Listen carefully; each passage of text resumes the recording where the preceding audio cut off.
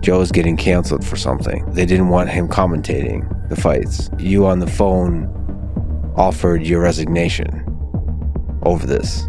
I got teary-eyed over that. This motherfucker will burn. Yeah. Before I would do that to my people. Joe Rogan has been very loyal to me, and I am very loyal to Joe Rogan. He did the first 13 shows for free for us. Yeah. You know what I mean? That was at a time when we were hurting, and he's like, wait a minute. Just get me there, get me and my friends tickets, and I'll do it. I'm a huge fan of Ultimate Fighting, all mixed martial arts. The ridiculous amount of money that goes into fueling all those efforts start to take their toll on the Fertitta brothers. We were burning cash. We ended up burning like $44 million. And this thing really isn't getting any traction yet. Lorenzo called me one day. I was in my office and he's like, when do we pull the plug on this thing? Is this thing gonna work? I can't keep doing this to my family and blowing all my family's money on this thing, man. Get out there and see what you can sell this thing for. And I was like, I called him back at the end of the day and I said, maybe we can get 5 or 6 million for this thing. Lorenzo calls you the next day and essentially says, F it. He literally said, Okay, so he literally says, F it. F it. Let's keep going. The UFC throws a Hail Mary attempt and takes a page out of professional wrestling. I've told people for years, I've worked for the UFC for like 8 years now, the only reason why professional wrestling does big buy rates on pay-per-view is because they have a weekly television show that acts like an infomercial for it. We said, we need to come up with a reality show. Literally, me and my team went into my office at like 8 o'clock at night and we bounced a zillion different concepts around, and that's the one we came up with. So all these guys live in a house. For those of you that don't know, they're coached by 2 big stars in the UFC. Every time you fight and you lose, you get eliminated. It's about, do you want to be a fighter? Anybody who says they don't, I don't want you here. And it would end with a finale. 2 guys fight in the finale. 1 guy becomes the Ultimate Fighter and gets a contract with the UFC. The idea is to use reality TV as a Trojan horse to sneak MMA on cable TV. But at the end of every episode, there's a live fight. You know what I mean? There was a fight that would be on TV. That was the last $10 million investment the brothers were putting in. This is it. We're going to give this thing a shot. If it works, good. If it doesn't, that's a wrap. It's over. So we're $44 million in the hole, and we're out trying to pitch this thing to television. We were literally begging everybody to take us on TV. We couldn't find anybody. They're terrified to put this thing on. That's the other thing. In the television business, nobody has any balls. We ultimately found Viacom Spike Network, calling themselves the Men's Network.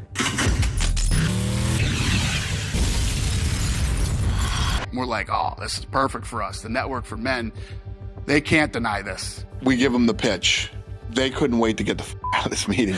And they said they wouldn't pay us for the content. So what we said is, how about if we pay for it and give it to you for free? Oh, they like that idea a lot better. We threw this thing on Spike TV with 0 advertising, and the thing goes like this, takes off. The ratings were through the roof. But halfway through the season, the president of Spike gets fired. They had made all these promises to me and everything else, all dead. So we go through this whole season, it's unbelievably successful, and we honestly didn't know if we were gonna have a second season. We go into the finale, we have no deal, nothing. Kenny Florian fights a guy named Diego Sanchez. They go out there and fight. Diego Sanchez smokes him in like 40 seconds. Terrible. We've got 2 hours of programming to fill, and I'm like, oh my God, this is a nightmare. But the savior, Stephan Bonner and Forrest Griffin.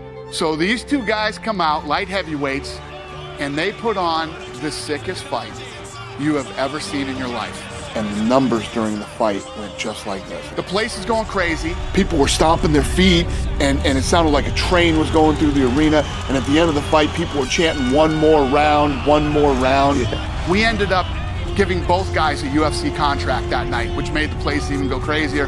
I knew when that fight was over, it didn't matter if we did another deal with Spike TV or didn't do another deal. We did it. We made it. We were going somewhere. Yeah. We literally got up out of our chairs, walked out into the alley, and cut the deal for season 2. We cut a new deal on a napkin. I know that sounds dramatic, but it's true. If that first season didn't happen, I would not be sitting here right now. It's the craziest story ever. You literally couldn't write. After that success, the UFC doubles down on Spike TV programming. They create UFC Unleashed, Fight Nights, and Countdowns, also a video game, UFC Undisputed. In doing so, they develop a self-sustaining feedback loop. Check this out.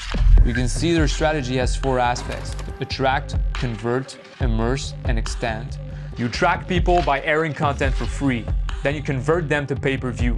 Finally, you throw more experiences and product their way. It's always about feeding more and more people into that loop. So what the UFC ends up needing more than anything is content. And somehow the mob comes to the rescue. In Japan, a rumor starts going around that the Japanese mafia, the Yakuzas, are involved with Pride FC. They are using the organization to launder money by gambling on fights and fixing them. Once the cable companies learn that, they cut all ties with the organization. Pride FC practically goes bankrupt within the span of a year. And guess who buys them? The UFC jumps on the opportunity, acquiring all their fighters and entire library of content in the process. The UFC starts airing free fights the same nights that their competitors have pay-per-views. So if you're the average mixed martial arts fan on a Saturday night, would you rather pay to watch a second-tier organization or just watch some of the best UFC and Pride fights for free on TV?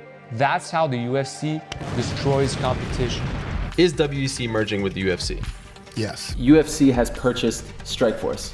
Is that true? That is true. When they buy them out, they get even more content to add to their library, which they can air for free and drive more competition out of business. It's exponential. We've got a library of 20,000 hours of original content.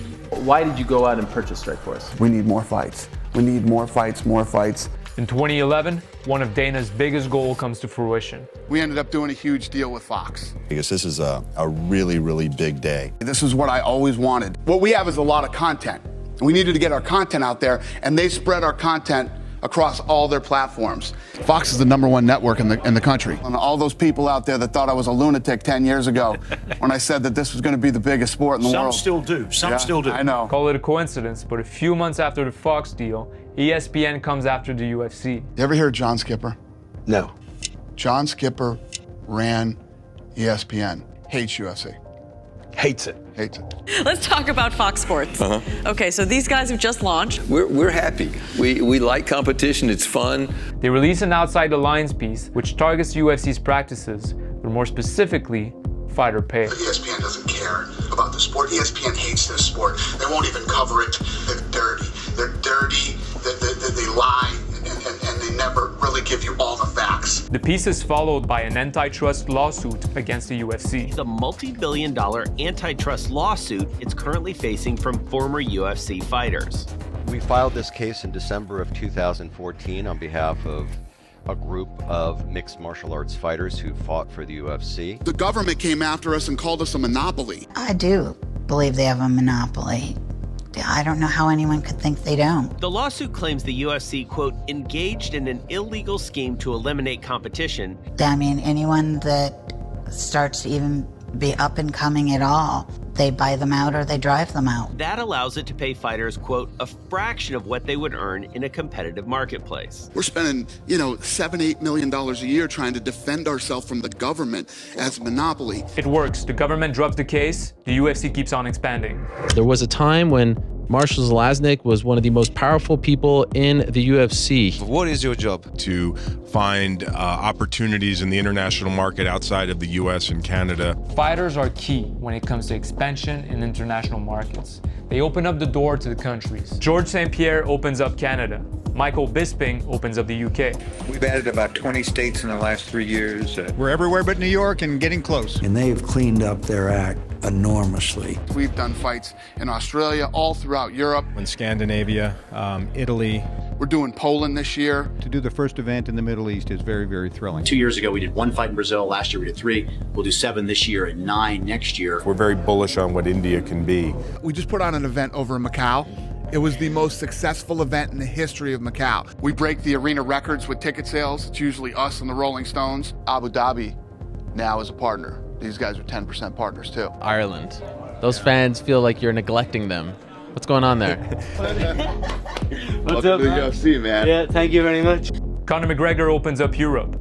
He's followed by Ronda Rousey, who starts a female division. Weili Zhang, our Chinese world champion, when she became a champion, she ignited China. And finally, after 8 years of negotiations, Mark Ratner gets MMA legalized in the state of New York. And when I heard the final vote tally, that was the emotional moment for me. Congratulations on passing the bill. I think this really completes the journey for MMA.